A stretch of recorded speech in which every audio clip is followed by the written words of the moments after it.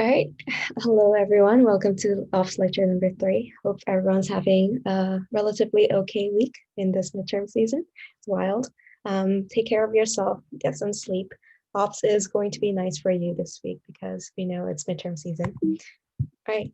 So we have some announcements for very exciting events coming up. So first thing is our GBE info session.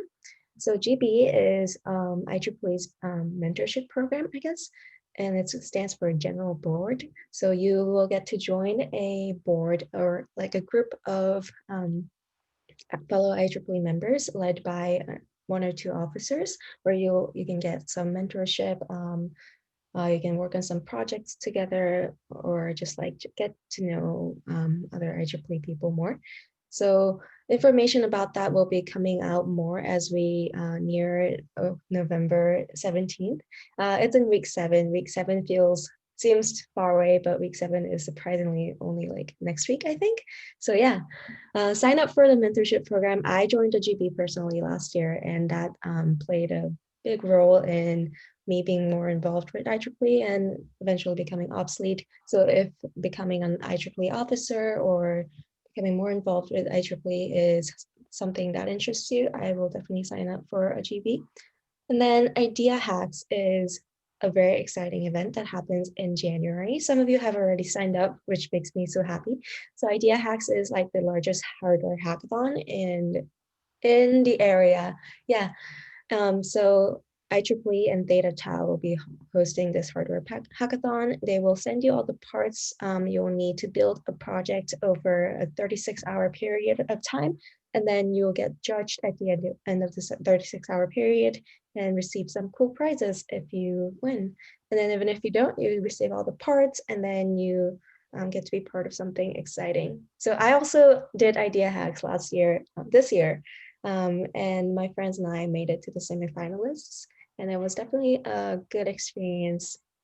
It was more exciting being it in person, because we are all just there, like all sleep deprived and drinking yerba for 10 hours straight. But yeah, even though it's remote this year, it'll still be good that you participate so that you have the experience, and then maybe you can build even cooler projects in the coming years. All right. All right, now just quickly going over what we did last time in your project that you guys all did. So the solution, as many of you know, is to find the voltage across the resistor by subtracting your battery's voltage and the forward voltage from the LED. You should get somewhere around 1.2, 1.3. Then you subtract by the forward current to find the resistance across it.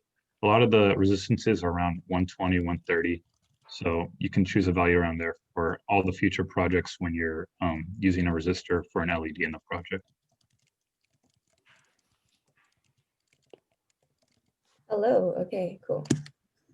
Today we're going to talk about some of Kirchhoff's laws, the Kirchhoff's loop rule and current rule, how to create equivalent circuits to make it easy to solve your circuits, and we're going to do a demo using a digital multimeter, which should be exciting, hopefully.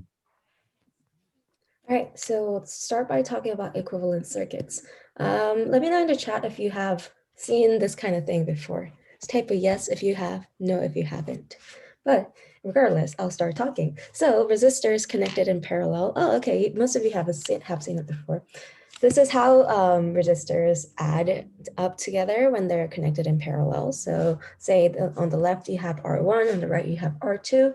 The total equivalent resistance will be can be determined using this equation. And then when resistors are in series, we can determine the total resistance by just simply adding them up. And this makes intuitive sense because remember earlier we said a circuit is like a water pipe, right? And then if you have a path and then more like resistive material in one path connected in series, it'll just like increase the resistance in the path. But then if you have two paths, right, and of the same resistance, and then you're just like providing multiple ways for current to travel through, so it'll decrease the overall resistance. That's kind of the intuition behind this. All right, so REQ stands for equivalent resistance, and usually we can figure out the equivalent resistance of the circuit and represent the circuit in a more simple fashion. So in the left-hand side circuit, we have a bunch of resistors connected in series. So then we can determine the equivalent resistance and just just draw the circuit with one resistor R, where R is the REQ. Make sense? Yes, cool. Now we'll move on to some Kirchhoff laws.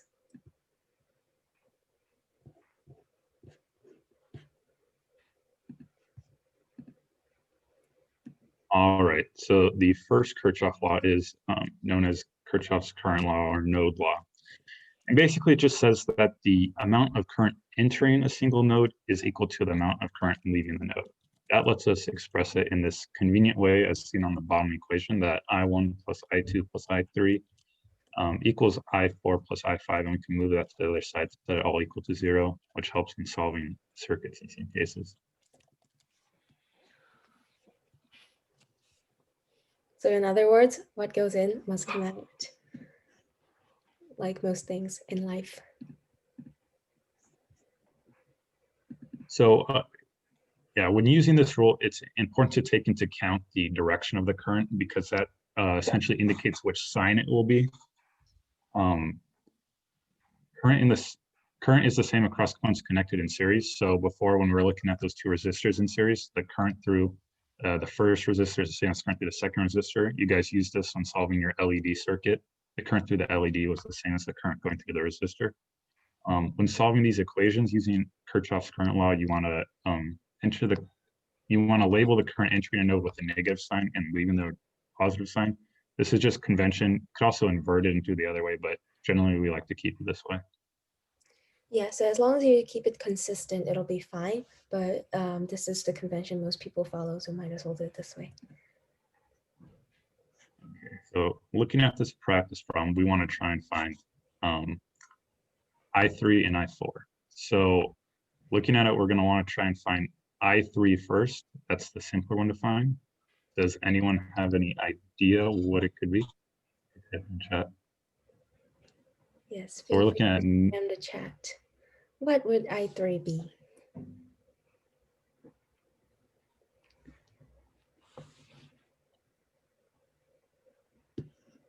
Okay. so yes, it's going to be 4 amps, and it's going to be 4 amps going towards node 1. Or yeah, 4 going in or -4 going out. And it's important to keep track of the direction there because that's what helps us solve for I4. So looking at node 2, we know that 10 are going in, and then 4 is going to be leaving node 2 going towards node 1, which tells us that I4 has to be 6 amps.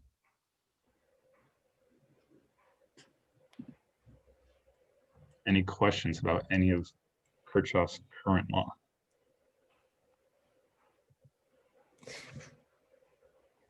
Feel free to type in questions in the chat as we go, as per usual.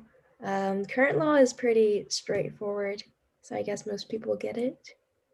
But if you don't hesitate to ask questions. Okay, cool. Now we will move on to the voltage law. So voltage law is the second law that Kirchhoff came up with. Kirchhoff is very hard to spell, but voltage law, pretty straightforward, relative to how hard to spell Kirchhoff is. All right, so it basically says that the sum of all voltage drops throughout a loop should be equal to 0. Yeah, so say we have this kind of circuit over here. We have 4 resistors and then an A, B, C, D labeled. The voltage drop going from A to B plus the voltage drop going from B to C, C to D, D to A should equal to 0. Okay, and recall that voltage is the potential difference between 2 points, and then voltage is the same. So potential difference is the same across components connected in parallel. That means, say you have a voltage source and like 2 resistors connected in parallel, the voltage drop across the 2 resistors are going to be the same. So in this example, we have that V1 plus V2 plus V3 minus V4 is equal to 0, and that's what KVL tells us.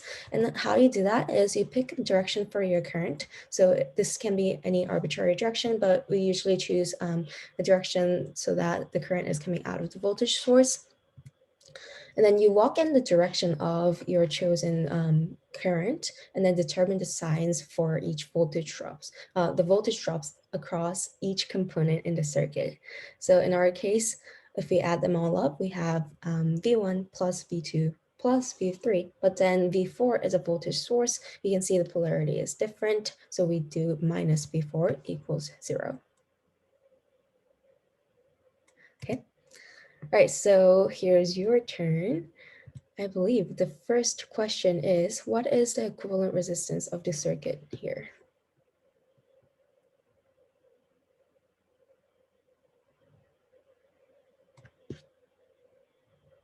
Feel free to type it in the chat. Okay, some mental math. We'll release the solutions after we go through all the questions. Okay, what's the current through the battery? Actually, maybe I will. Here. Okay, most of you got it right. It's 4 ohms because the 3 and 6 ohm resistors are connected in parallel. So it's 1/3 plus 1/6, inverse of that. And then plus 2, it'll get 2, it'll be 4. And then the current through the battery, you simply apply Ohm's law. So you do V equals IR, and then I equals V over R. V is the source voltage, so 12, and then R is the equivalent resistance of the circuit. So you get that V I is 3 amps. Okay, cool. Voltage across the 3 ohm resistor. This is a little bit trickier to find than the other ones. Kind of give it off. But yeah, how you do that is, actually, let me have one of you explain how you got it, since it looks like most of you got it. If you're comfortable, feel free to unmute yourself.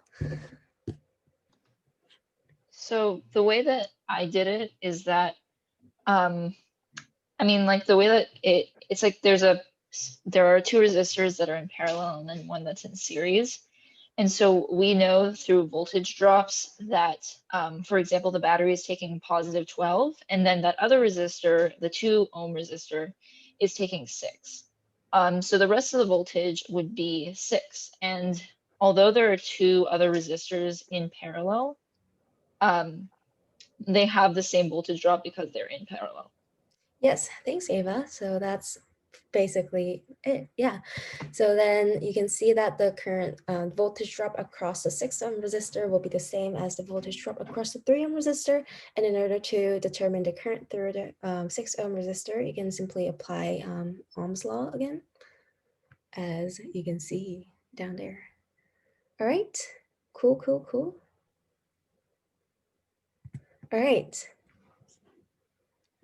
All right, so this is a pretty complicated circuit. This is the type of stuff that you're gonna be solving when you get into like your first circuit theory class. And we won't go through the solution because really you have to write it out and all that. But you'd have to use a combination of Kirchhoff's loop rule and Kirchhoff's current rule to set up 2 equations with I1 and I2. So going around here, you can look, you have a 10 volt here, so you can do 10 volts has to equal I1 times R1, because that's the voltage across this, plus R3 times I3. And you can do a similar sort of equation here using this loop. And then what you do is you relate I3 to I1 and I2 by knowing that it's the sum of it, because I1 and I2 enter this node and I3 leaves. So therefore I3 must equal I1, I2. And then you'll have 2 equations with I1 and I2, 2 equations with 2 unknowns that you solve for either I1 or I2. And from there, you'll be able to solve for the rest of the unknowns in the circuit. So if you're feeling like it, give it a try on your own, but it's a little bit more involved to figure this out. Yeah, feel free to try it on your own and ask us any questions, but also feel free to ignore it because you'll get to it at some point. But basically, what we want you to get from this here is that a loop. You see, there are 3 loops in this circuit: the left loop, the right loop, and the big loop, right? So loop is basically any like a circle you can make, and you can apply the loop rule to any loops in the circuit. And then we have 2 nodes here, node A and B. So you could apply your junction rule, which is the current rule, to any node A or B. All right. Any questions so far? We covered equivalent resistance, equivalent circuits, KCL, and KVL. It sounded like most of you had some experience with Kirchhoff's laws from either high school or earlier coursework. But if you have any problem doing Kirchhoff's laws or equivalent resistance or just any circuit analysis, feel free to ask us. Just drop by the lab. Yeah. Okay, cool. All right, now we're going to talk a little bit about debugging circuits. So I'm sure a lot of you guys might have experienced this already, but if you haven't, you certainly will when doing our other projects, but you'll oftentimes run into errors. One really useful tool in finding these errors in your circuits is a digital multimeter, and it's essentially a bunch of different things in one. But the most important things are that it allows you to read voltage, current, and resistance of different things in your circuits.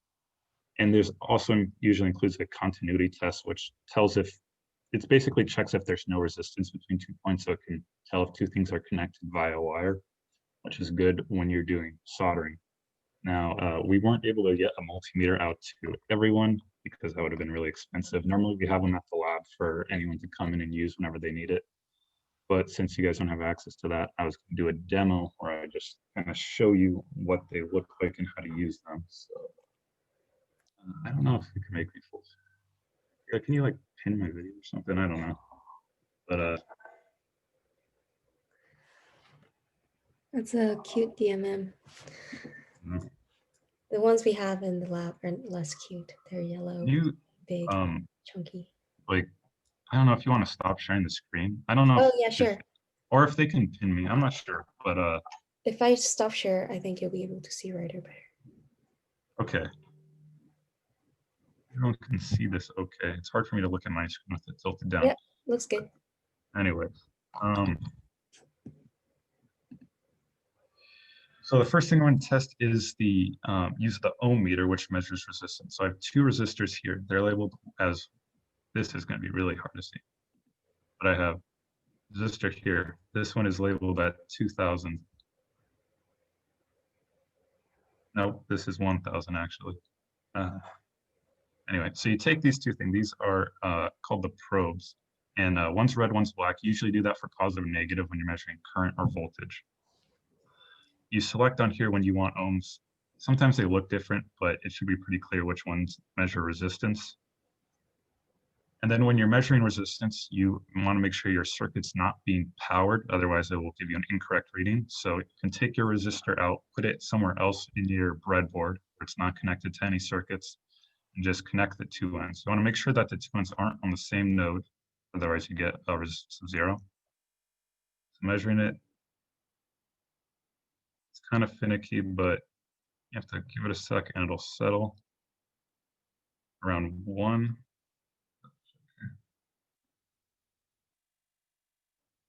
So it's 0.96, 0.97, around there. Usually you'll find that resistor's actual value is a little bit less than its labeled value, but it should still fall under the tolerance level.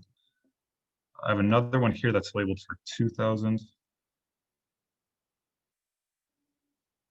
1.94, a little bit under.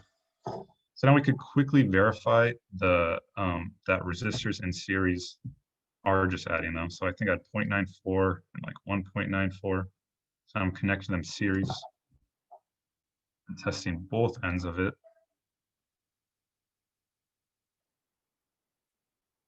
And we have 2.92, which is pretty accurate. So yeah, just under 3000 ohms. Even though it says 2.92, I have the setting as kilo ohms, so that's why it's only saying 2. Now we're just going to connect a power source, and we're going to do quickly verify Kirchhoff's voltage rule, the loop rule. So I know it's hard to see my circuit, but I'm just putting the two resistors in series and applying 3.3 volts to them. There we go. All right. So now I got to switch it to voltage. So I could just plug into the positive and negative rail real quick to see what voltage the Arduino is giving me.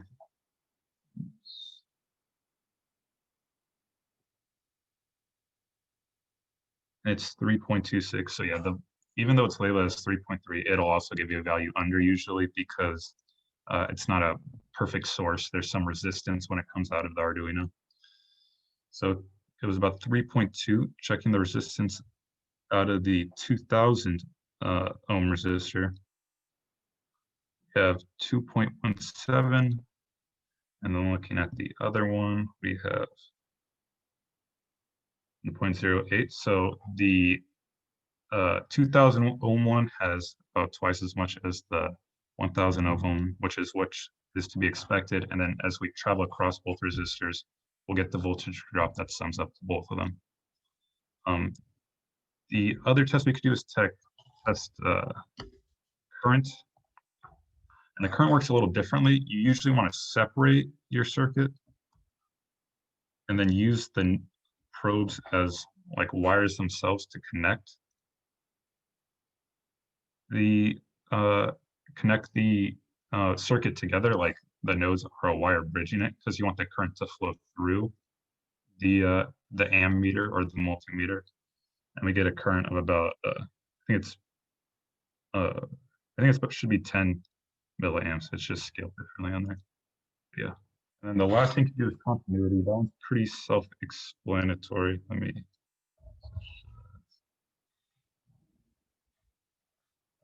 When you solder, your performance is kind of hard to tell what's connected, but when you test it, your multimeter will beep.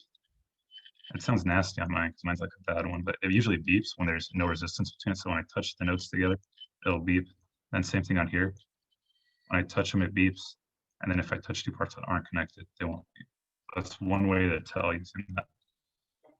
If we were in person, you guys would have to do all this stuff, and then you'd be using multimeters all the time to make sure your solder wasn't accidentally connected, because when you connect your solder when it shouldn't be, you can short circuit and break your circuit. Yeah, any questions about that? I hope it wasn't too We had difficult one to see question that. in the chat asking from Maya, why is the default resistance 1, not 0, when you're not touching anything?